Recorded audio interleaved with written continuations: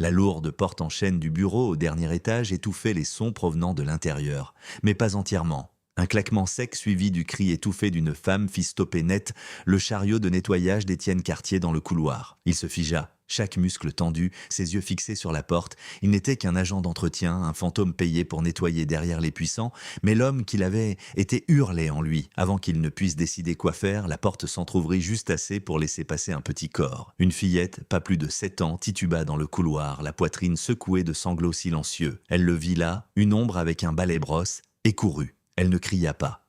Sa terreur était trop profonde pour cela. Elle agrippa le tissu de son pantalon de travail de ses 2 petites mains tremblantes, leva vers lui des yeux écarquillés et désespérés, et prononça les mots qui mirent fin à sa vie tranquille pour toujours. « Ils ont battu ma maman. Elle est en train de mourir. » Les mots frappèrent Étienne avec la force d'une onde de choc, brisant la discipline tranquille de sa nouvelle vie.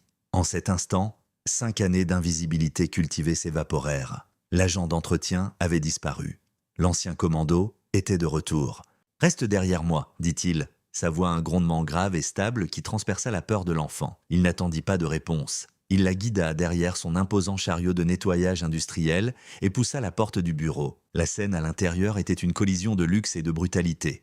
Étalés dans un vaste bureau surplombant la ligne d'horizon scintillante de Paris, 4 hommes corpulents en costume sombre acculaient une femme, Olivia Dubois. Étienne la reconnut grâce aux photos d'entreprise dans le hall. Elle était debout, mais à peine. Une vilaine coupure saignait abondamment au-dessus de son œil et sa lèvre était fendue. Elle se battait avec la férocité d'une lionne acculée, ses mouvements vifs et provocateurs, mais elle était épuisée et ses agresseurs se rapprochaient, professionnels et sans hâte. L'un d'eux tenait un morceau de fin cordon noir. Étienne se déplaça sans un bruit. Le premier homme, le plus proche de la porte, ne le vit jamais venir. La main d'Étienne jaillit, saisissant le poignet de l'homme et le tordant d'une manière que la nature n'avait jamais prévue. Un craquement sec résonna dans la pièce tandis que le bras de l'homme se brisait. Étienne utilisa l'élan de l'homme pour le faire pivoter, un bouclier humain entre lui et les autres, puis le projeta tête la première contre le mur.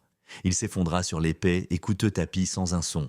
Les 3 autres se retournèrent, les yeux écarquillés de choc. Un agent d'entretien. Leur confusion momentanée fut toute l'ouverture dont Étienne avait besoin. Il bondit en avant, un éclair de mouvement. Le deuxième homme lança un coup de poing, maladroit mais puissant. Étienne l'esquiva sans effort, sa main s'abattant sur la clavicule de l'homme.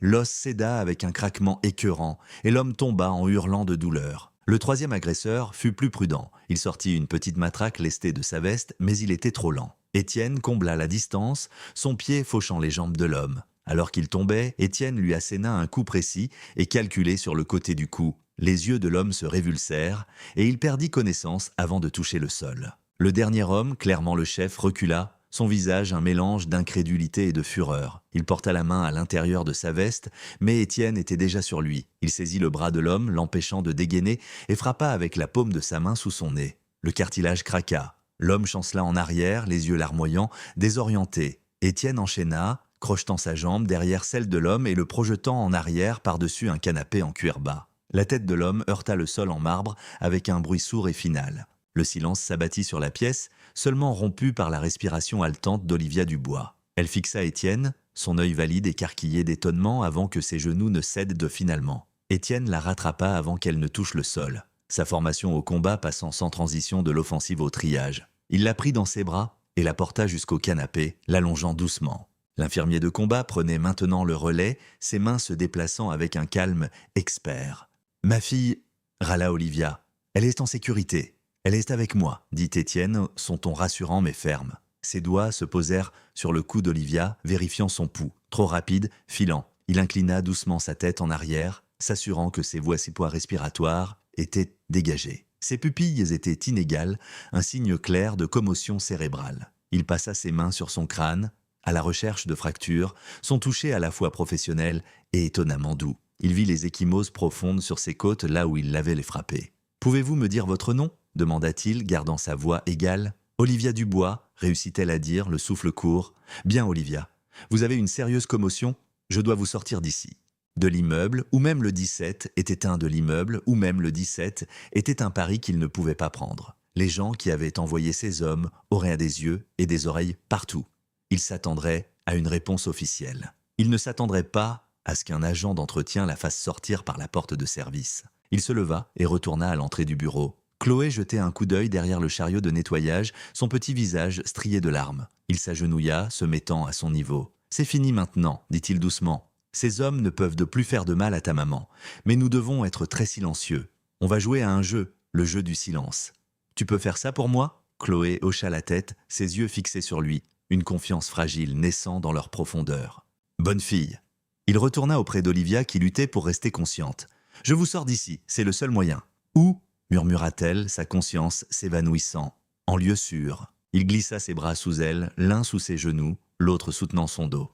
Elle était plus légère qu'il ne s'y attendait. Alors qu'il la soulevait, elle poussa un léger gémissement de douleur mais ne protesta pas. Il regarda une dernière fois le bureau opulent, les 4 hommes inconscients éparpillés parmi les symboles d'une immense richesse et d'un grand pouvoir. 5 ans qu'il avait travaillé si dur pour laisser ce monde de violence derrière lui, pour construire une vie tranquille pour sa propre fille. Et en 5 minutes, tout était défait. Il se dirigea vers la porte, Olivia bien calée dans ses bras.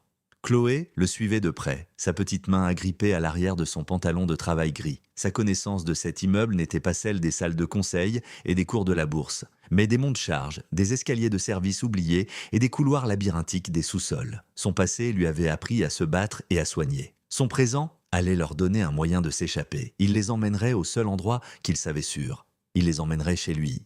Le monte-charge gémissait dans le silence résonnant de la cage en béton, sa lente descente contrastant vivement avec les battements frénétiques du cœur d'Étienne. Il tenait Olivia fermement, sa tête reposant contre son épaule, sa respiration faible mais régulière. À côté de lui, Chloé serrait une poignée de son pantalon de travail gris, ses petites jointures blanches, ses yeux, grands et sombres, balayant les parois métalliques nues de l'ascenseur, découvrant l'étrange monde caché sous celui qu'elle connaissait. « Tout va bien », murmura Étienne, sa voix troublant à peine le silence. « C'est mon passage secret, peu de gens le connaissent. » Chloé leva les yeux vers lui, une lueur d'admiration remplaçant une partie de sa peur. Elle hocha la tête, acceptant ses paroles avec la foi simple d'une enfant. L'ascenseur s'arrêta en frémissant au sous-sol.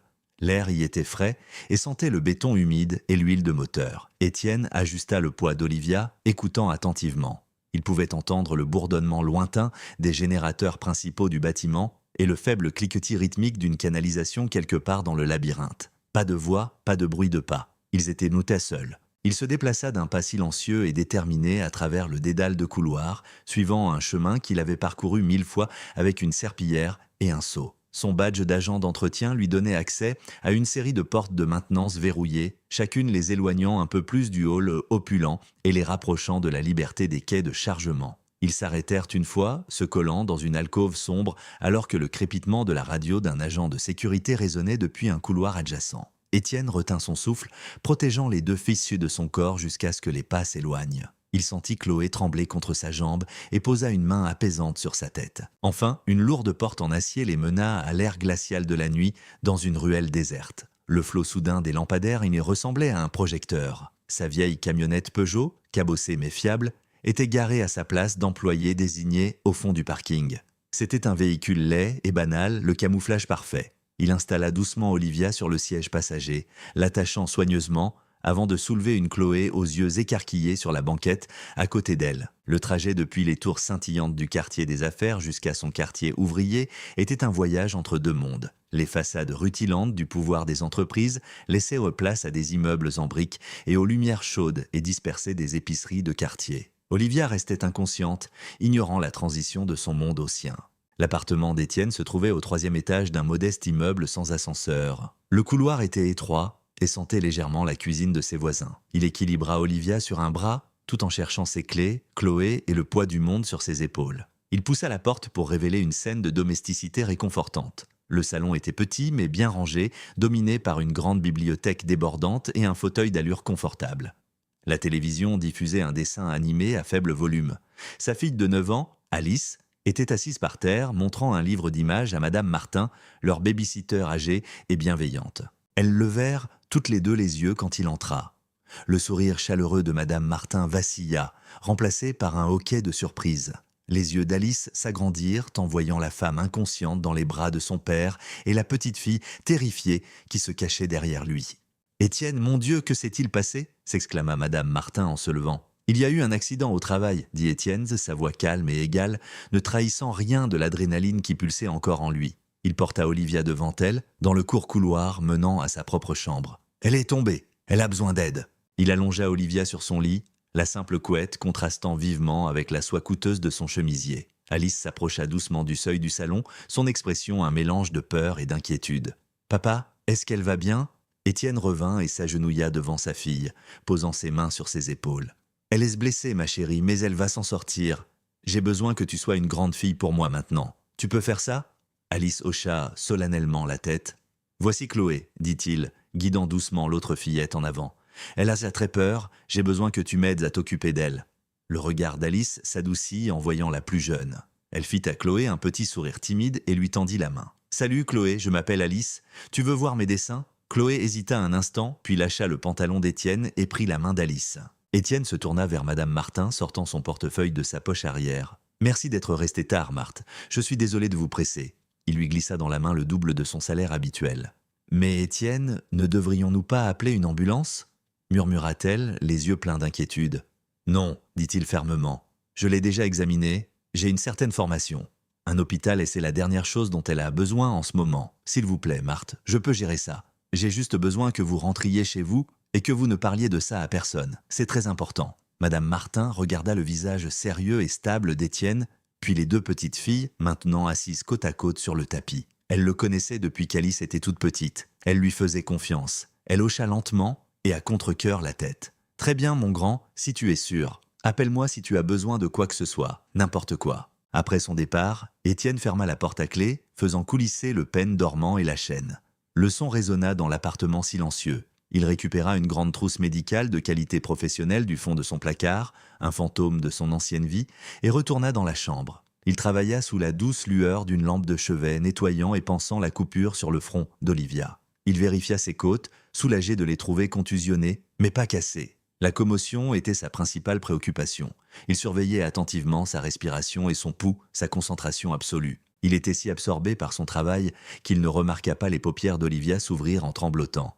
Sa vision était floue, allant et venant. Elle vit le motif inconnu d'un plafond, la douce lumière jaune. Un homme était penché sur elle, son contact étonnamment doux alors qu'il lui collait un bandage sur la tête. La panique, froide et vive, la saisit. Elle essaya de se redresser, un cri étranglé s'échappant de ses lèvres. Les mains d'Étienne se levèrent, ouvertes et apaisantes. « Doucement, vous êtes en sécurité. Restez simplement allongé. » Ses yeux flous essayèrent de le situer. La chemise à carreaux bon marché, les rides sur son visage, l'autorité tranquille dans sa voix. Ce n'était pas un médecin, ce n'était pas un hôpital. La dernière chose dont elle se souvenait était la douleur et le visage de l'un des hommes qui lui grognait dessus. « Où suis-je » murmura-t-elle, sa voix une chose rauque et brisée. « Qui êtes-vous » La voix calme d'Étienne traversa le brouillard de panique d'Olivia. « Doucement, vous êtes en sécurité. Restez simplement allongé. » Ses yeux, luttant pour faire le point, prirent en compte les détails de la pièce. C'était simple, dépouillé. Une commode en bois usée contre un mur, une photo encadrée d'une femme souriante et d'une petite fille en dessus. Les rideaux étaient d'un bleu uni et délavés. Ce n'était pas un hôpital, ce n'était pas sa maison. La terreur revint, aiguë et suffocante. « Qui êtes-vous » répéta-t-elle, sa voix un murmure rauque. Elle essaya de s'asseoir, mais une vague de vertige fit tourner la pièce, et une douleur aiguë lui lança dans les côtes. « Je m'appelle Étienne Cartier, » dit-il, posant doucement une main sur son épaule pour l'empêcher de se lever. « Je travaille à l'entretien dans votre immeuble.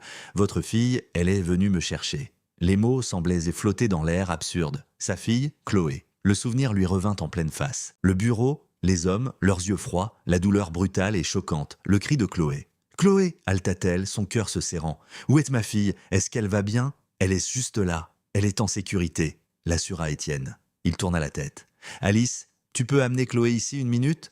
Un instant plus tard, deux petites silhouettes apparurent dans l'embrasure de la porte. Alice, une fille avec les yeux sérieux de son père, se tenait légèrement devant, tenant la main de Chloé. Chloé elle-même paraissait petite et perdue dans le couloir inconnu, mais elle était indemne. Ses yeux s'illuminèrent quand elle vit que sa mère était réveillée. « Maman !» Elle se précipita vers le lit. « Oh mon bébé !» souffla Olivia, des larmes de soulagement brouillant sa vision déjà trouble. Elle tendit la main, tremblante, et écarta les cheveux de Chloé de son front. Voir son enfant, saine et sauve, était la seule chose qui comptait. C'était une encre dans le chaos tourbillonnant de son esprit. C'était la première chose qui lui fit croire qu'elle pourrait vraiment être en sécurité. Elle regarda le visage de sa fille, puis l'homme qui se tenait calmement près du lit. Étienne Cartier, l'agent d'entretien. Elle l'avait déjà vu, une présence fugace dans les couloirs tard le soir quand elle travaillait. Un homme en uniforme gris, quelqu'un à qui elle n'avait jamais accordé une seconde pensée. Maintenant, le souvenir de lui se déplaçant dans son bureau, une force de la nature silencieuse et brutalement efficace, se heurtait à l'image du père tranquille dans cet humble appartement. « Vous nous avez sauvés ?» dit-elle, la prise de conscience s'installant. « J'ai fait ce que n'importe qui aurait fait », dévia-t-il, son regard stable. « Non, dit-elle, sa voix retrouvant une once de sa force habituelle. « Non, ils ne le font pas. » Elle baissa les yeux sur ses mains bandées, sur la douleur sourde qui se propageait dans son corps. « Pourquoi n'avez-vous pas appelé la police ? Une ambulance ?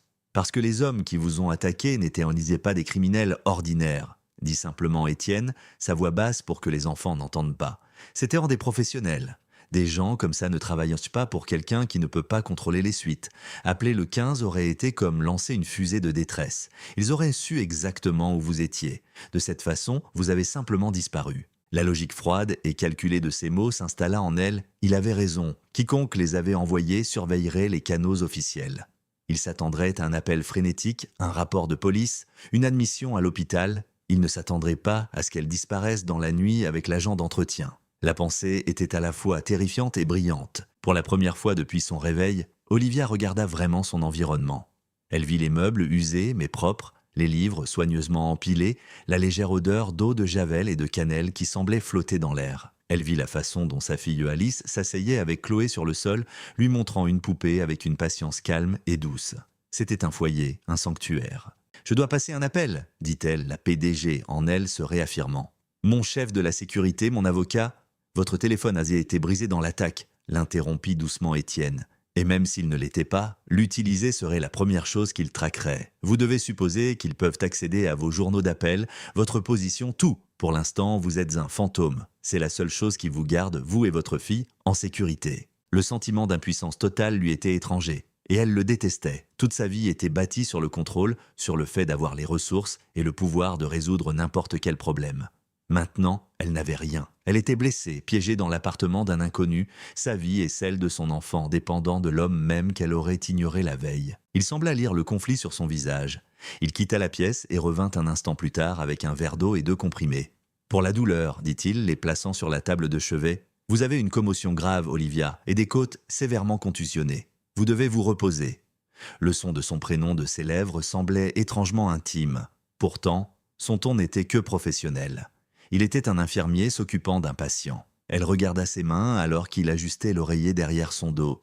Elles étaient fortes, calleuses, mais ses mouvements étaient adroits et sûrs. Il y avait en lui une confiance, une quiétude qu'elle n'avait jamais vue que chez les hommes les plus disciplinés et les plus puissants. Mais son pouvoir n'était pas bruyant ou vantard. C'était un noyau silencieux et inébranlable. Elle se rallongea, l'épuisement la submergeant par vagues. Son esprit s'emballait, essayant de reconstituer les événements, la dispute au téléphone, l'entrée soudaine et violente des hommes, leur visage froid et déterminé. Ils n'étaient pas là pour la voler, ils étaient là pour elle.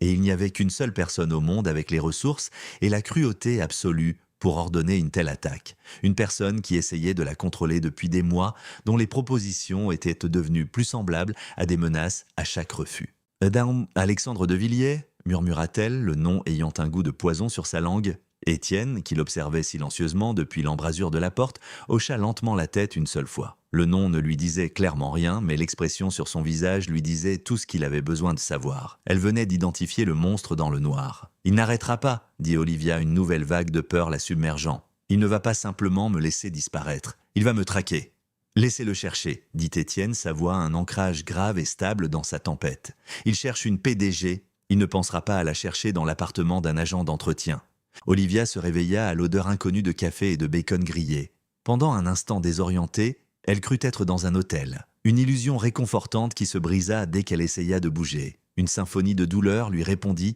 lui rappelant tout. Elle n'était pas dans un hôtel. Elle était dans l'appartement d'un agent d'entretien, une fugitive dans sa propre ville. Elle se redressa lentement, sa tête battant un rythme sourd et régulier. La simple chemise à carreaux qu'elle avait vue sur Étienne la nuit dernière était drapée sur une chaise, et un t-shirt propre et plié, ainsi qu'un pantalon de survêtement gris, étaient laissés au pied du lit. Ils étaient usés, mais doux, une offrande silencieuse de confort. Après s'être changée, elle suivit les bruits d'activité discrète jusqu'au salon. La scène qui l'accueillit était d'une domesticité surréaliste. Étienne se tenait devant la petite cuisinière de la cuisine attenante, retournant des crêpes avec un geste facile et expert. À la petite table à manger, Alice montrait patiemment à Chloé comment dessiner un cheval, le front plissé de concentration. Chloé, quant à elle, était complètement absorbée. Un petit sourire sincère ornait ses lèvres pour la première fois depuis le début de l'épreuve. La lumière du soleil matinal filtrait par la seule grande fenêtre, illuminant les grains de poussière dansant dans l'air et jetant une lueur chaude sur toute la scène. « Bonjour », dit Étienne sans se retourner. Il l'avait entendu approcher. Bien sûr qu'il l'avait entendu, cet homme semblait tout remarquer. « Il y a du café et le petit déjeuner sera prêt dans 1 minute. » Elle murmura ses remerciements. Se sentant comme une intruse, elle se versa une tasse de café. La chaleur était un réconfort bienvenu dans ses mains. Elle le regarda se déplacer dans la petite cuisine. Son efficacité tout aussi palpable ici qu'elle l'avait été dans son bureau. C'était un homme à l'aise dans sa peau, dans son propre espace. Il lui apporta une assiette de crêpes à table. « Comment vous sentez-vous » ? « Comme si j'avais été heurtée par un camion » répondit-elle honnêtement. « Mais mieux, merci. » Ses yeux se portèrent sur les filles. « Elle a l'air d'aller bien ?»« Les enfants sont résilients » dit Étienne en s'asseyant en face d'elle. « Et Alice est une bonne grande sœur. » Un silence confortable s'installa entre eux pendant qu'ils mangeaient. Ce fut Olivia qui le rompit finalement, la question lui brûlant les lèvres. « Vous avez dit que vous aviez une certaine formation. Ce n'était pas une certaine formation, Étienne, ce que vous avez fait hier soir. Qui êtes-vous » Étienne prit une lente gorgée de café, son regard se perdant un instant. « Il y a longtemps, j'étais dans les forces spéciales, » dit-il, sa voix neutre. « Infirmier de combat, j'ai passé 10 ans dans des endroits que la plupart des gens ne voient qu'aux informations. » La confession tomba avec un bruit sourd, mais elle expliquait tout. Le calme sous le feu, la précision tactique, les connaissances médicales. Que s'est-il passé au pourquoi êtes-vous à the dialogue ? Elle laissa sa phrase en suspens, ne voulant pas paraître insultante. « Ma femme, Sarah, est tombée malade, dit-il, ses yeux se tournant vers la photo sur la commode. Un cancer. Je suis rentré, j'ai passé chaque dernière minute que je pouvais avec elle. Après son décès, l'ancien travail n'avait plus de sens.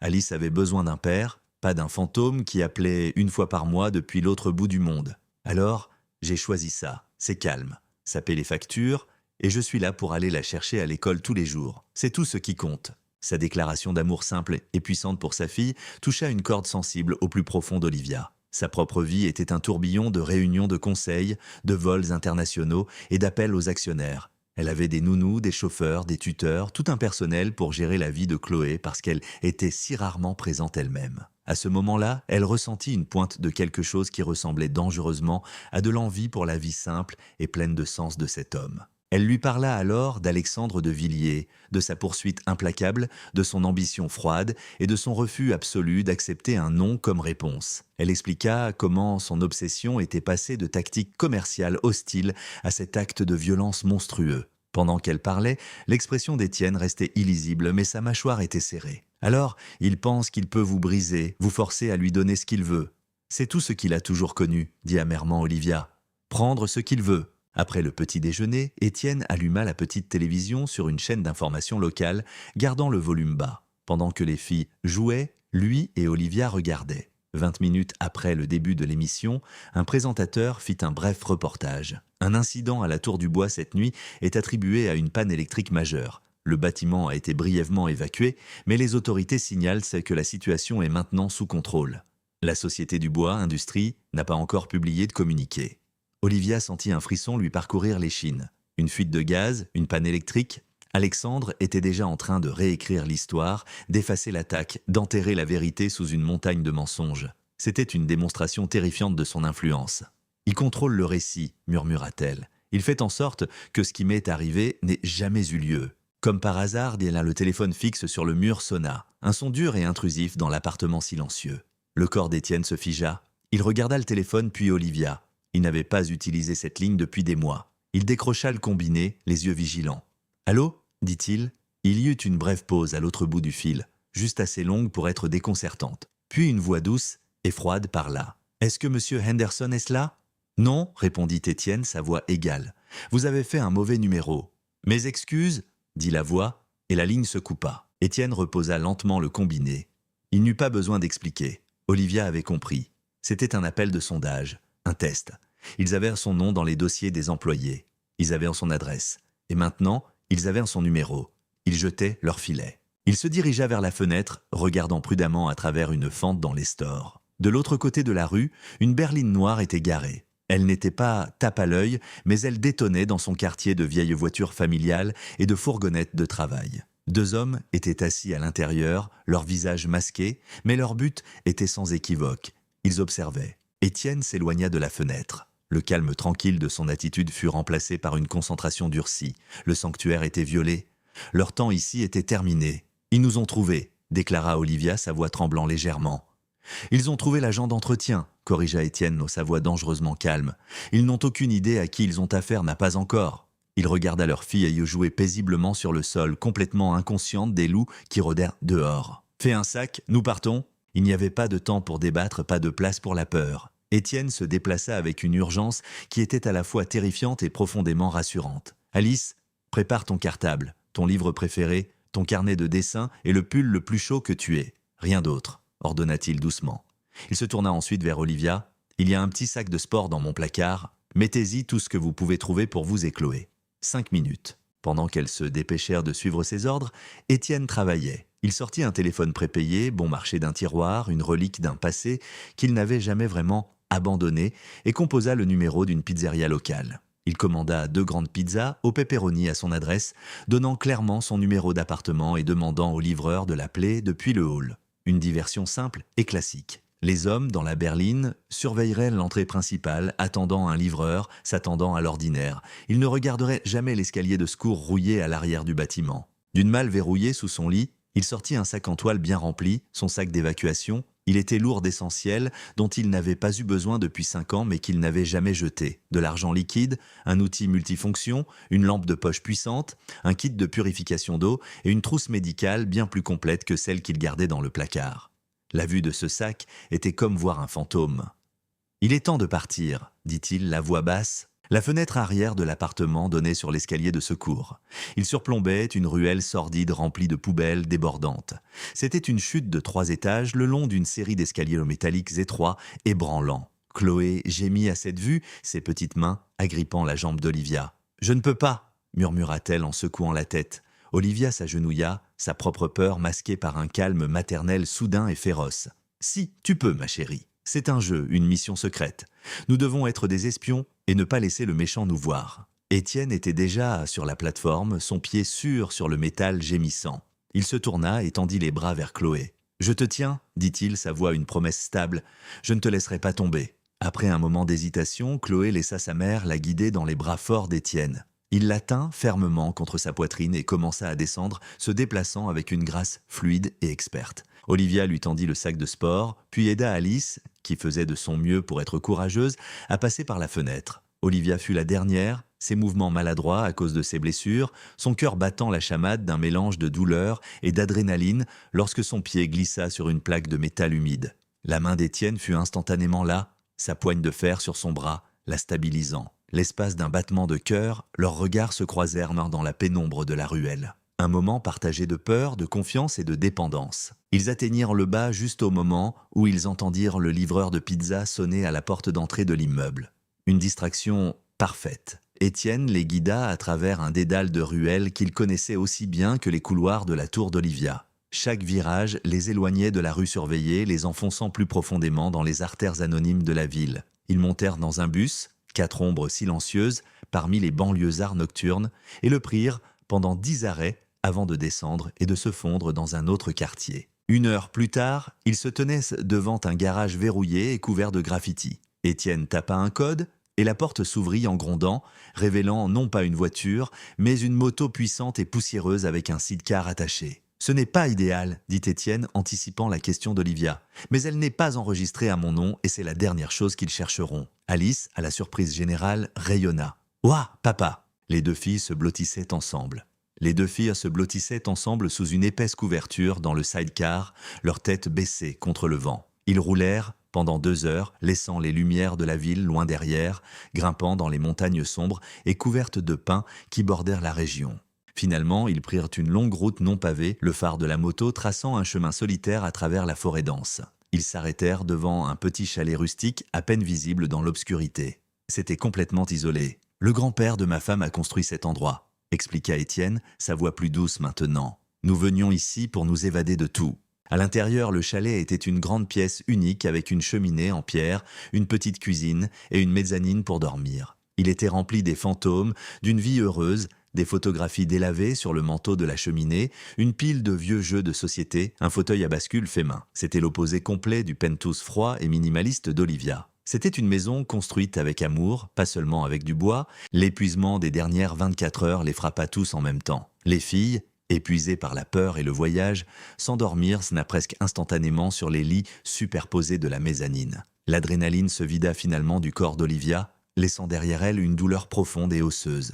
Elle se tenait près de la grande baie vitrée, regardant le mur noir et impénétrable des arbres. Étienne vint se tenir à côté d'elle, une distance respectueuse entre eux. Le seul son était le doux crépitement du feu qu'il venait d'allumer dans l'âtre. Ils étaient en sécurité pour le moment, une petite île de chaleur et de lumière dans un océan d'obscurité. « On ne peut pas fuir éternellement, Étienne, dit-elle doucement, sa voix à peine un murmure. La question flottait dans l'air, lourde et non dite. La peur avait disparu, remplacée par une colère froide et latente. Elle en avait fini d'être une victime. « Qu'est-ce qu'on fait maintenant ?» Le regard d'Étienne suivit celui d'Olivia par la fenêtre, dans l'obscurité vaste et silencieuse de la forêt. Sa question « Qu'est-ce qu'on fait maintenant ?» flottait dans l'air, un défi et un appel.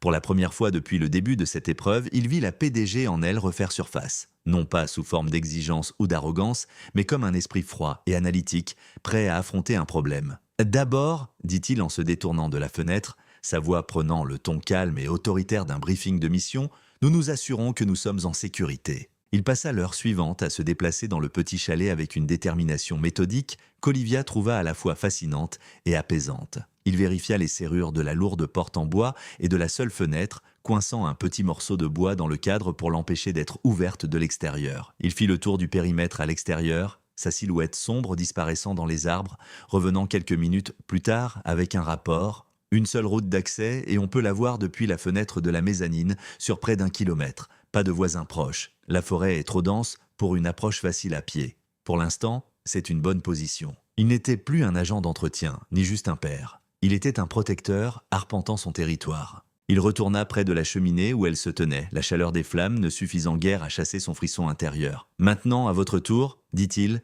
parlez-moi de cet homme, Alexandre de Villiers. Pas l'homme d'affaires, l'homme, quelles sont ses faiblesses ?»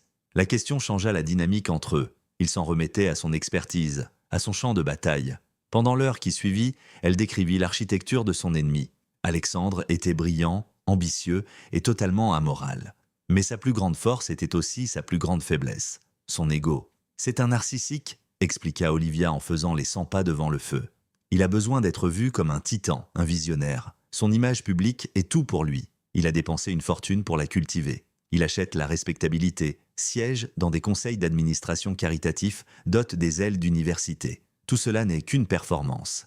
Donc, la seule chose qu'il ne peut pas se permettre est un scandale public, conclut Étienne. Surtout pas un qui implique une agression violente et une tentative de mariage forcé. Acquiesça-t-elle, une dureté dans la voix. Si je pouvais prouver ce qu'il a fait, je pourrais le ruiner. Mais c'est ma parole contre la sienne. Et ma parole vient actuellement d'un fantôme qu'il a déjà effacé. Ils avaient eu besoin d'un allié, quelqu'un à l'extérieur, quelqu'un d'absolument incorruptible et de totalement loyal. Pas son avocat d'entreprise, qui était brillant mais faisait partie du système qu'Alexandre pouvait manipuler. Pas son chef de la sécurité, qui était bon, mais dont l'équipe pouvait avoir un maillon faible. « Anselme Moreau », dit soudain Olivia. « C'était l'avocat de mon père, mon mentor. Il est à la retraite maintenant, il vit lui-même dans les montagnes.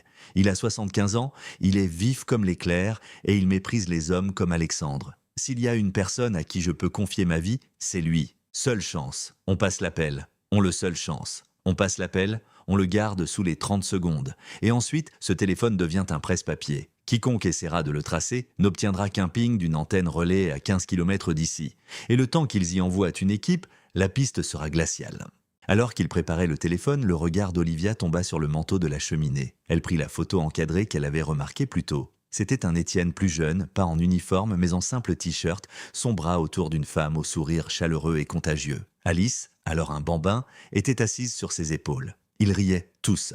La photo irradiait un bonheur pur et simple. « Votre femme ?» demanda doucement Olivia. Étienne jeta un coup d'œil à la photo et les traits durs de son visage s'adoucirent. « C'est Sarah, nous faisions une randonnée près d'ici. Elle essaie magnifique, dit Olivia, sa voix s'étranglant légèrement. Elle empiétait sur un terrain sacré. Ce chalet était leur sanctuaire, rempli d'un amour dont elle n'avait fait que lire des récits. Le contraste avec sa propre vie, un mariage calculé qui s'était terminé par un divorce stérile, et maintenant une cour monstrueuse de la part d'Alexandre, était une douleur physique dans sa poitrine. Elle l'était, dit-il simplement, la finalité de ce seul mot contenant un univers de douleur. Elle a dû chanceler, une vague de vertige due à sa commotion choisissant ce moment pour frapper. Étienne fut instantanément à ses côtés, sa main fermement sur son bras, la guidant vers le fauteuil à bascule près du feu. « Vous devez vous reposer, Olivia. Vous vous surmenez. »« Je n'ai pas le temps de me reposer, » argumenta-t-elle bien que son corps la trahisse. Il s'agenouilla devant elle sur son expression sérieuse. « Vous n'êtes d'aucune utilité pour Chloé si vous vous effondrez. » Son regard était intense, et pour la première fois, elle vit quelque chose au-delà du soldat et du père. Elle vit l'homme, un homme qui comprenait la perte et qui se battait férocement pour en empêcher une autre. Sa main était toujours sur son bras, un point d'ancrage solide et chaleureux. L'intimité du geste, de son inquiétude, était plus puissante que toute flatterie qu'elle avait jamais reçue. Elle se recula légèrement, troublée par sa propre réaction, et hocha la tête. « Vous avez raison. » Ils passèrent l'appel. Étienne composa le numéro qu'Olivia lui donna de mémoire. Il sonna 3 fois avant qu'une voix rauque ne réponde. « Croc ? Anselme, c'est Olivia. » Il y eut une brusque inspiration à l'autre bout du fil. « Olivia, mon Dieu, les nouvelles disaient... » « Ils disent que vous avez pris un congé, que vous êtes injoignable. Je savais que c'était un mensonge. Est-ce que vous allez bien ? Je suis en sécurité pour le moment, » dit-elle, parlant rapidement, consciente du signal de la main d'Étienne pour faire court. « Écoutez-moi, c'était Alexandre de Villiers. Il a envoyé des hommes, j'ai ma fille avec moi, et nous nous cachons. J'ai besoin de votre aide, j'ai besoin que vous commenciez à creuser. Discrètement. Examinez ces registres d'importation, ces sociétés écrans, tout ce qui ne semble pas normal. Il cache quelque chose, Anselme, trouvez-le. Considérez que c'est fait. Où êtes-vous ? Comment puis-je aider ? Vous ne pouvez pas.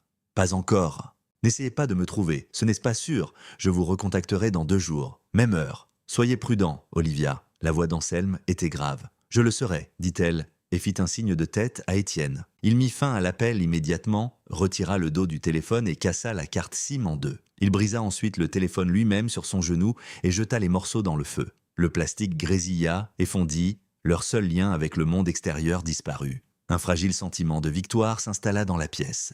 Ils avaient fait leur premier pas. Ils avaient commencé à riposter. Olivia regarda Étienne, la lumière du feu vacillant sur son visage résolu. « Merci, dit-elle, les mots porteurs d'un poids bien au-delà de la simple gratitude. » Il hocha simplement la tête, les yeux fixés sur le feu. Mais alors que les derniers restes du téléphone disparaissèrent dans les flammes, un son rythmique et grave commença à briser le silence de la forêt. Faible au début, puis de plus en plus fort, vroom, vroom, vroom, vroom. Étienne fut sur ses pieds en un instant, son corps tendu, son regard se tournant brusquement vers la fenêtre. Le son était sans équivoque. C'était le bruit d'un hélicoptère volant bas et vite, balayant les montagnes, et il se dirigeait droit sur eux.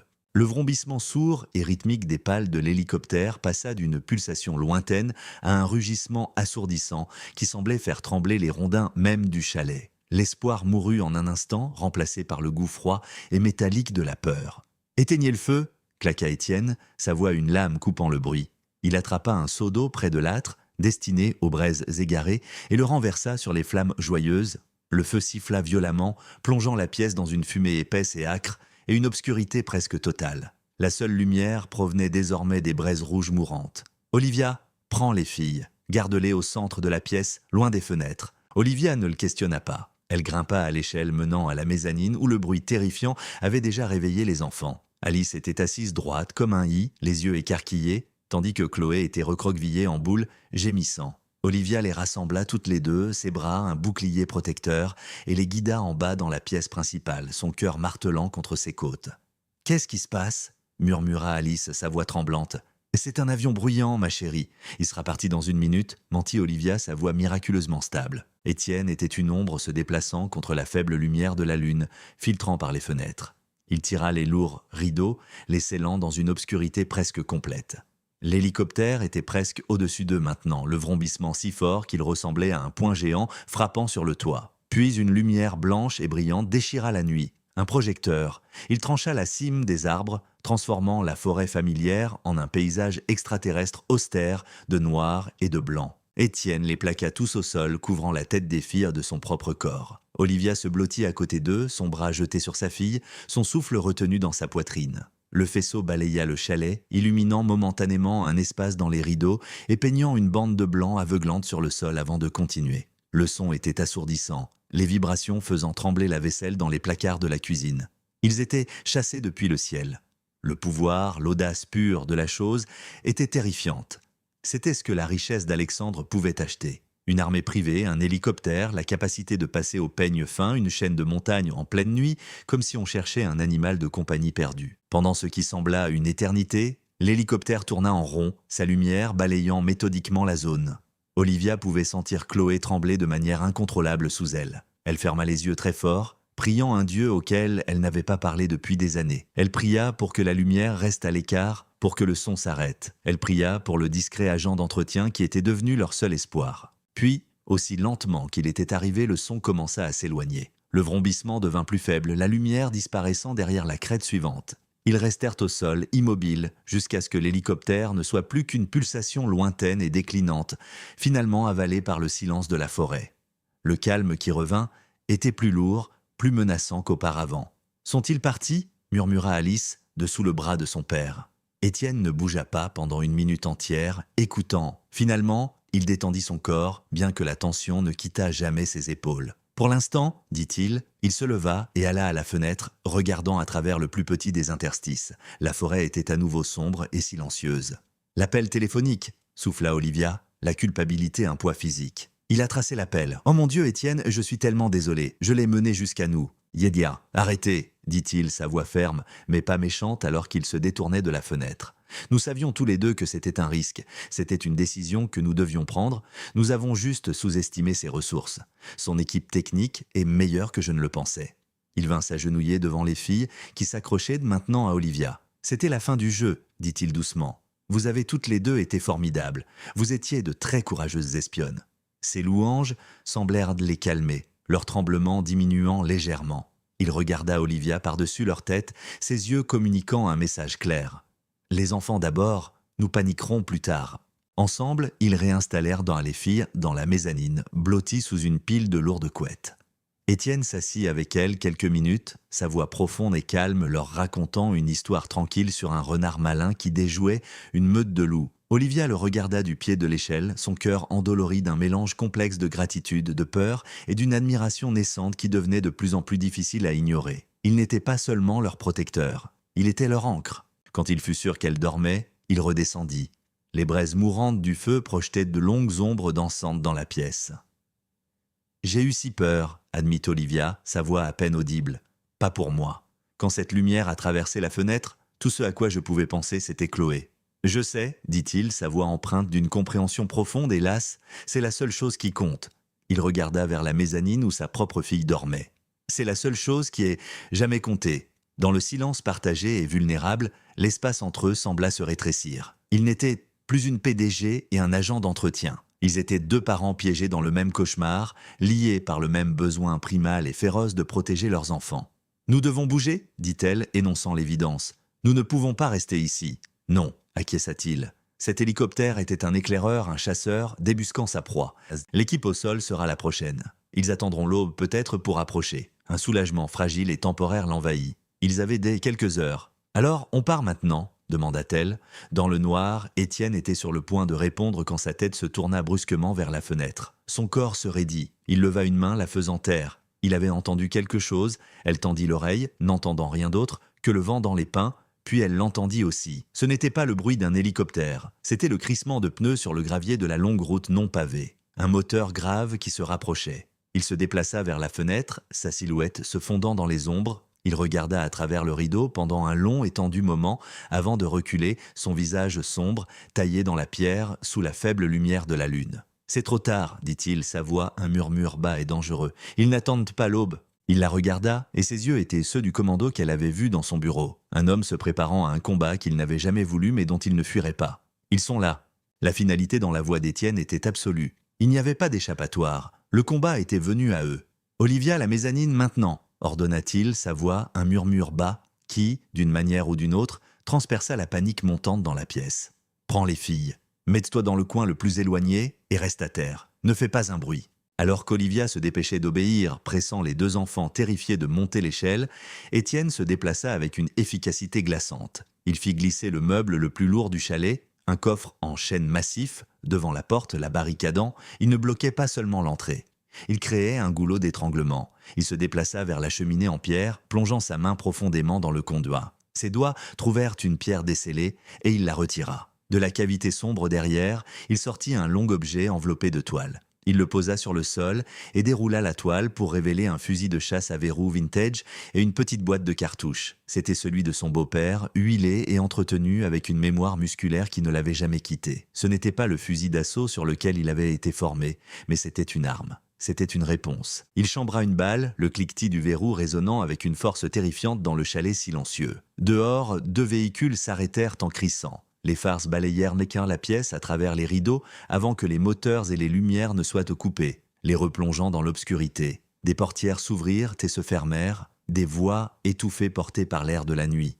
Ils encerclèrent la maison. Étienne prit position près de la fenêtre principale, utilisant le petit interstice des rideaux comme Judas. Il compta 4 hommes se déplaçant avec une aisance professionnelle, se déployant pour couvrir l'avant et les côtés du chalet. Ce n'étaient donc pas les mêmes voyous du bureau, ces hommes étaient mieux entraînés, leurs mouvements économiques et sûrs. Alexandre avait envoyé son équipe A. Depuis la mezzanine, Olivia observait, ses bras enroulés autour des 2 filles, blotties entre elle et le mur. Elle pouvait voir le sommet de la tête d'Étienne, la façon dont il tenait le fusil, avec une immobilité experte qui était à la fois terrifiante et la seule source d'espoir qu'elle avait. Il n'était pas un agent d'entretien jouant au héros. C'était un soldat sur son propre territoire. Puis une voix déchira la nuit, amplifiée par un mégaphone. Elle était calme, raisonnable et totalement reptilienne. Olivia Dubois, je m'appelle Slate, nous savons que vous êtes là-dedans, nous savons que vous avez l'agent d'entretien et les 2 enfants avec vous. Monsieur de Villiers est un homme raisonnable. Il veut vous récupérer saine et sauve. Il n'est pas nécessaire que ça tourne mal. Envoyez l'agent d'entretien et nous pourrons discuter des termes de votre retour. La voix était un mensonge enveloppé de civilité. Elle était conçue pour semer la discorde, pour la retourner contre Étienne, pour faire de lui l'obstacle à une résolution pacifique. « Ne l'écoute pas », murmura-t-elle, bien qu'il ne puisse pas l'entendre. Il ment. Étienne ne bougea pas d'un muscle. Il se contenta d'observer, respirant lentement, sa joue reposant contre le bois lisse de la crosse du fusil. Il comptait, évaluait, attendait. La voix revint. « Cartier, nous connaissons votre nom. Nous savons pour votre fille, Alice. Ne soyez pas idiot. Vous êtes un agent d'entretien qui s'est retrouvé dépassé. Ce n'est pas votre combat. Vous avez 10 secondes pour sortir les mains en l'air avant qu'elle ne soit blessée à cause de vous. » D'un pinceau. La menace contre sa fille était une erreur. Elle dépouilla les derniers vestiges de l'homme tranquille qu'Étienne avait essayé de devenir et ne laissa que le noyau froid et dur du commando. Il avait bâti toute sa vie autour de la protection de cette petite fille. Et ces hommes venaient de menacer de tout réduire en cendres. Il vit l'un des hommes quitter sa couverture, se déplaçant vers le côté du chalet, vers la bonbonne de propane qui alimentait la cuisinière. C'était le mouvement qu'il attendait. Il ajusta légèrement sa visée, son souffle stable. Il ne visait pas l'homme, il visait le véhicule derrière lui. Il expira lentement et pressa la détente. La détonation du fusil fut un coup de canon assourdissant à l'intérieur du chalet. Dehors, il y eut un ping aigu de métal sur métal suivi du bruit de verre brisé et du sifflement de l'air s'échappant d'un pneu. L'homme qui s'était déplacé plongea à couvert, jurant. Le message était passé. Il n'y aurait pas de négociation. Ce n'était pas un sauvetage, c'était un siège. Et l'homme à l'intérieur n'était pas un agent d'entretien.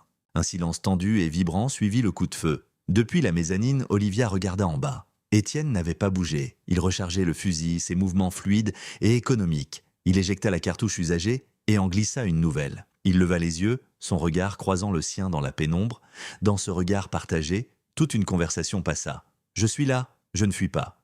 Protège les enfants. » Elle lui fit un unique et ferme signe de tête. « Nous sommes prêts. » Ils étaient une unité, liés par le combat désespéré pour leur famille.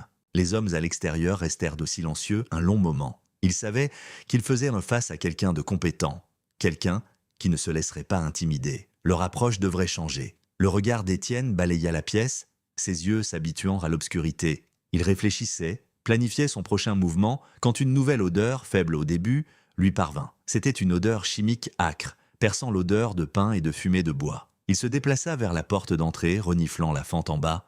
L'odeur y était plus forte, âcre et sans équivoque. De l'essence. Il regarda de nouveau Olivia, la sombre réalisation naissant chez eux 2 en même temps. On ne leur offrait pas un marché. On leur donnait une condamnation à mort. Une nouvelle voix, la même voix froide du téléphone, flotta à travers la nuit. Pas de mégaphone cette fois, juste un cri conversationnel. « Dernière chance, Cartier, et à ce quartier, sortez ou on vous crame. » L'odeur âcre de l'essence était l'odeur d'un piège qui se refermait. Il n'y avait pas d'issue, pas par la porte, pas par la fenêtre. Pendant une fraction de seconde, Olivia ressentit un désespoir paralysant. Ils allaient mourir ici, dans ce magnifique chalet hanté, à cause d'elle. Mais Étienne ne traitait pas avec le désespoir. Il traitait avec des solutions. Ses yeux parcoururent la pièce, ne cherchant pas une évasion, mais une ouverture que l'ennemi n'avait pas considérée. Son regard se posa sur le grand tapis circulaire en peau d'ours au centre de la pièce. « La cave !» siffla-t-il, sa voix tendue d'urgence. Il écarta le tapis d'un coup de pied, révélant un épais anneau de fer encastré dans le plancher. Il y passa ses doigts et tira. Une section carrée du sol se souleva avec un gémissement de vieux bois, révélant un trou noir béant et une échelle en bois raide descendant dans l'obscurité. Ça sentait la terre humide et la pierre froide. « Allez-y !» ordonna-t-il en montrant Olivia du doigt. « Prenez les filles.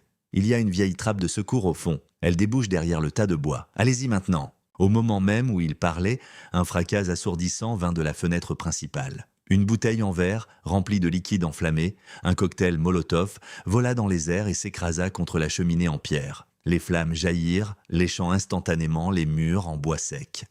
La chaleur fut immédiate, intense. La fumée commença à s'élever dans la pièce. Les enfants criaient, maintenant, leur terreur brute et incontrôlée.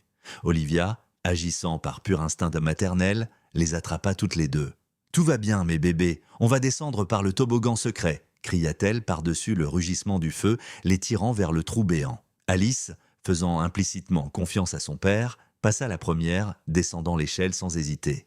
Mais Chloé était figée, ses yeux fixés sur l'incendie grandissant. « Chloé, maintenant !» hurla Olivia. Étienne souleva la petite fille et la laissa pratiquement tomber dans les bras d'Olivia qui l'attendait dans l'ouverture de la cave. « Fais-la sortir d'ici !» rugit-il. Il attrapa le lourd coffre en chêne qu'il avait utilisé comme barricade et, avec une poussée de force alimentée par l'adrénaline, le traîna sur la trappe ouverte juste au moment où toute la façade du chalet s'embrasait. Pendant quelques précieuses secondes, le bois lourd les protégerait du feu qui pleuvait. La cave était d'un noir absolu. Olivia, tenant une Chloé hystérique, descendit l'échelle branlante à tâtons, ses pieds nus touchant la terre froide et humide du sol. Alice était déjà là, une petite ombre courageuse dans le noir. « Papa !» cria Alice, sa voix tendue de peur. « Je suis juste derrière vous !» appela la voix d'Étienne d'en haut, suivie du bruit de lui refermant la lourde trappe par en dessous. Ils furent bien plongés dans une obscurité absolue et suffocante. Le rugissement du feu au-dessus d'eux était une chose monstrueuse et vivante, et la chaleur s'infiltrait déjà à travers le plancher. Le faisceau de la lampe de poche d'Étienne déchira l'obscurité. « Par ici, restez prêts !» Il les guida à travers la cave à légumes étroite et sentant le renfermer. Il pouvait entendre les cris des hommes à l'extérieur, le crépitement et le gémissement du chalet alors que le feu le consumait. C'était un son terrifiant, infernal. Au fond de la cave se trouvait une lourde porte en bois inclinée. Étienne y mit son épaule et poussa. Elle céda avec une gerbe de terre et de feuilles mortes, s'ouvrant sur l'air froid de la nuit derrière un grand tas de bois bien rangé. Ils étaient de dehors. Le ciel nocturne était rougeoyant de la lumière du chalet en feu. C'était un bûcher funéraire, une diversion massive et rugissante. Les hommes, en silhouette contre les flammes, étaient tous concentrés sur l'avant de la structure, attendant que leur proie piégée émerge. Ils n'avaient aucune idée que leur cible était déjà partie, se fondant dans l'obscurité de la forêt derrière eux.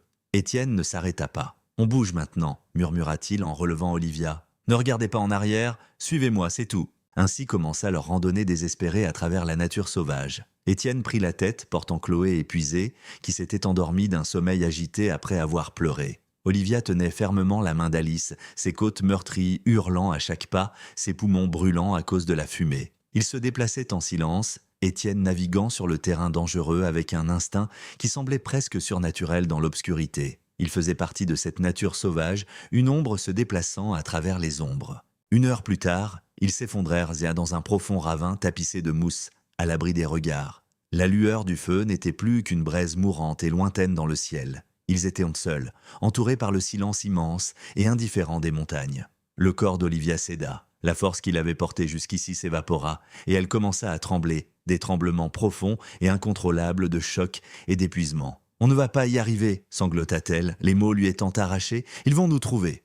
On est ici sans rien. » Étienne glissa le long du mur du ravin à côté d'elle. Il enleva sa épaisse veste en toile et l'enveloppa autour de ses épaules. Il n'offrit pas de platitude vide ou de faux espoirs. « Si, on va y arriver !» dit-il, sa voix rauque mais inébranlable. Il prit doucement sa main, ses doigts calleux s'entrelaçant avec les siens. « J'ai été dans des endroits pires que ça, Olivia. J'ai eu plus froid, plus fatigué, et des gens me tiraient activement dessus. On va s'en sortir. Je vous tiens toutes. » Elle le regarda, son visage épuisé mais résolu, illuminé par la faible lumière de la lune. Les lignes de classe et de circonstances qui les avaient séparés avaient été consumées par le feu, ne laissant que ceci. Deux personnes, deux familles, liées ensemble. Dans ses yeux, elle vit non seulement la promesse d'un soldat, mais le vœu d'un homme. Ses tremblements commencèrent à s'apaiser, remplacés par une chaleur fragile et naissante qui n'avait rien à voir avec sa veste. Elle serra sa main, une réponse silencieuse « Je vous fais confiance ». Ils ne se reposèrent que quelques minutes de plus. L'air de la montagne devenait plus froid, une humidité glaciale qui promettait la pluie. Alors qu'Étienne réveillait doucement Chloé pour continuer leur voyage, la petite fille laissa échapper une petite toux sèche, puis une autre. Le cœur d'Olivia se glaça. Elle posa sa main sur le front de Chloé. Il était chaud, trop chaud. La fumée, le froid, la terreur. Tout cela avait été trop pour son petit corps. Ils avaient échappé au feu et aux hommes armés. Mais maintenant, seuls dans la nature sauvage, vaste et impitoyable, ils faisaient face à un nouvel ennemi, encore plus implacable. Chloé tombait malade, et leur course désespérée pour la survie venait de devenir une course contre la montre. La course contre la montagne était un marathon brutal et désespéré. Chaque pas était une bataille. La toux de Chloé s'aggravait, un son humide et rauque qui déchirait l'âme d'Olivia. Étienne, portant l'enfant, avançait avec un élan implacable. Ces années de formation dans les forces spéciales étaient la seule chose qui les faisait tenir. Il naviguait grâce aux étoiles et à la sensation du terrain sous ses pieds, une boussole humaine pointant vers leur dernier espoir désespéré. Olivia suivait sa propre douleur, un rugissement lointain dans ses oreilles. Elle tenait la main d'Alice, sa poigne une ligne de vie. Dans le noir, elle ne voyait pas une enfant, mais un miroir de la résilience de son père. La fillette ne se plaignit jamais, ses petites jambes pompant pour suivre le rythme, sa confiance en son père absolu. Juste au moment où Olivia pensait qu'elle ne pourrait plus faire un pas de plus, que ses poumons éclateraient à cause de l'air froid et raréfié, Étienne s'arrêta. À travers les arbres, une forme sombre et anguleuse se détachait sur le ciel, légèrement moins sombre. Une petite structure d'une seule pièce avec une antenne radio tordue qui s'élevait comme un doigt squelettique, l'ancien poste de garde forestier. La porte était coincée par le gonflement du bois, mais l'épaule d'Étienne, projetée contre elle avec le reste de ses forces, la força à s'ouvrir avec un craquement de bois qui se fend. L'air à l'intérieur était vicié et glacial, sentant la poussière et l'abandon, mais c'était un abri. Du feu, halta Étienne en sa première priorité. Pendant qu'Olivia installait les filles sur une couchette poussiéreuse, les emmitouflant dans leurs derniers vêtements secs, il s'occupa du vieux poêle à bois. Avec son couteau, il tailla de l'amadou sur une bûche sèche laissée à l'intérieur et avec une étincelle de son outil multifonction, il fit naître une minuscule flamme. Alors que la chaleur fragile commençait à repousser le froid oppressant, il tourna son attention vers Chloé. Il utilisa les dernières provisions de son sac d'évacuation, une petite trousse médicale qui était une merveille d'efficacité miniature. Il administra une dose d'aspirine pour enfants pour combattre la fièvre et utilisa un inhalateur pour aider à ouvrir ses voies respiratoires. Un équipement qu'il portait toujours pour les allergies saisonnières d'Alice. C'est une inhalation de fumée et le début d'une pneumonie, dit-il d'un ton sombre, sa voix basse. Je peux la maintenir stable pendant quelques heures, mais elle a besoin d'un vrai médecin. Elle a besoin d'un hôpital. Leur seul espoir était la radio. C'était une vieille machine de surplus militaire alimentée par un générateur à manivelle. Pendant qu'Olivia tenait la lampe de poche, Étienne travaillait sur les bornes corrodées, ses doigts étonnamment agiles. Pendant 20 minutes angoissantes, le seul son était ses jurons silencieux et le grattement du métal sur le métal. Puis un crépitement de statique brisa le silence. Il avait réussi.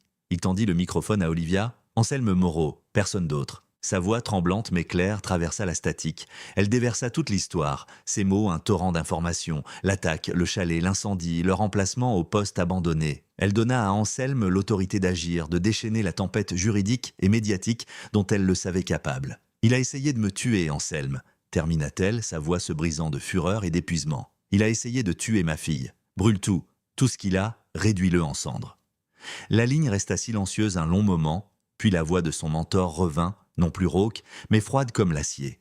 Avec plaisir, passa son bras autour d'Olivia, la rapprochant, elle et les deux filles endormies. Elle appuya sa tête contre son épaule, le muscle dur, un réconfort, une réalité dans un monde devenu fou. Le soldat, la PDG, l'agent d'entretien, tout cela s'effaça. Il n'était plus que deux personnes gardant leur famille au chaud dans le noir. L'aide arriva avec la première lueur grise de l'aube. Pas les hommes d'Alexandre, mais les gyrophares rouges et bleus de la gendarmerie, menés par un Anselme Moreau à l'air déterminé. Une équipe médicale et l'y transporta une Chloé stable mais faible vers l'hôpital le plus proche, avec Olivia à ses côtés. Les semaines qui suivirent furent un tourbillon d'hôpitaux, de dépositions et de reportages.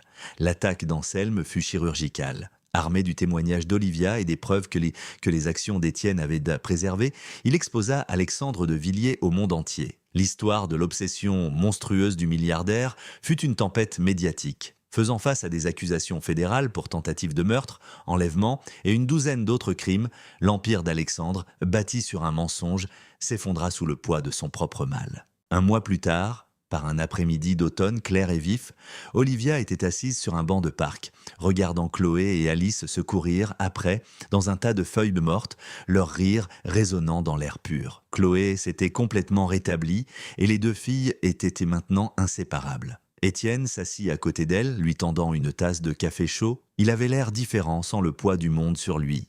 Les traits durs autour de ses yeux s'étaient adoucis. Il ressemblait juste à un père regardant sa fille jouer. « J'ai été autorisé à reprendre le travail à la tour », dit-il avec un sourire en coin. « Je pense que je vais passer mon tour. » Olivia rit, un vrai rire sincère. Elle avait retrouvé sa vie, son entreprise, son pouvoir. Mais le feu avait aussi brûlé quelque chose en elle, une ambition froide, un besoin de contrôle. Cela avait été remplacé par quelque chose de plus chaud, de plus réel. « J'en suis heureuse, dit-elle, parce que j'ai une proposition à vous faire, monsieur Karchien. » Étienne haussa un sourcil. « Je vous l'ai déjà dit, Olivia, je ne veux pas de votre argent, ni d'un travail. » « Je sais, dit-elle, son sourire doux. Elle se tourna pour lui faire face, son expression ouverte et vulnérable. « Ce n'est pas le genre de proposition que j'avais en tête. Pendant des années, j'ai bâti un empire. J'ai fusionné des entreprises, acquis des actifs. C'est ce que je fais, mais je m'y suis mal prise. » Elle prit sa main, la même main calleuse qu'il avait tirée du feu, qu'il avait maintenue stable dans le noir. « Ce n'est pas une affaire commerciale, Étienne, c'est une fusion. » Un partenariat complet, 2 foyers monoparentaux, un total combiné de 2 petites filles très géniales et 2 personnes lycéens qui se sont trouvées au milieu d'un cauchemar. Elle prit une inspiration, le cœur battant la chamade. « Épousez-moi !» Étienne la dévisagea, vraiment choqué pour la première fois depuis qu'il l'avait rencontrée. Il regarda son visage sincère et plein d'espoir, puis leurs 2 filles qui se tenaient maintenant la main, une petite image parfaite de leur nouvelle famille recomposée. Un lent sourire se dessina sur son visage, atteignant ses yeux. « Olivia Dubois, dit-il, sa voix pleine d'une chaleur dont elle n'avait fait que rêver. Un partenariat complet est le seul accord que je serai jamais prêt à accepter. » Il serra sa main et ensemble, ils regardèrent leurs enfants jouer. Le son de leur rire était la seule chose qui comptait. Ils avaient traversé le feu. Mais de l'autre côté, de la manière la plus inattendue, ils avaient enfin trouvé le chemin de la maison. Et voilà, l'histoire se termine ici. Mais avant de nous quitter, j'aimerais vraiment prendre un petit moment pour échanger avec vous, pour me connecter à vous qui m'avez écouté. Je suis curieux, si ce n'est pas trop indiscret, quel âge avez-vous ? Vous n'êtes pas obligé de répondre à voix haute, mais pensez-y une seconde. Êtes-vous un jeune adulte, une personne avec déjà une longue expérience de vie ? Je demande cela car je suis convaincu que chaque histoire résonne différemment en nous selon le chemin que nous avons parcouru. Et maintenant, la question la plus importante pour moi. Comment avez-vous trouvé cette histoire ? Qu'est-ce qu'elle a provoqué en vous ? De la joie, de la tristesse, de la colère, de la réflexion ? Est-ce qu'un personnage ou une situation vous a particulièrement touché ? Votre ressenti est unique et précieux. Peu importe les émotions que cette histoire a pu susciter, je souhaite du plus profond de mon cœur que la paix et la sérénité vous accompagnent toujours dans votre vie. Que chaque jour vous apporte son lot de tranquillité et de réconfort, c'est ma prière sincère pour chacun d'entre vous. Maintenant, j'aimerais vous inviter à réfléchir. Prenez un instant. Quelle est la première pensée qui vous vient à l'esprit en repensant à ce que vous venez d'entendre ? Quelle leçon, quelle image ou quelle question emportez-vous avec vous ? Si vous le souhaitez, partagez vos pensées dans les commentaires ou simplement gardez-les précieusement. Votre perspective enrichit le sens de cette histoire. Pour finir, je tiens à vous remercier pour votre présence et votre écoute attentive. Je vous souhaite à toutes et à tous une santé de fer, un moral d'acier et par-dessus tout, une paix durable et profonde dans vos cœurs et dans vos foyers. Prenez bien soin de vous et de ceux que vous aimez.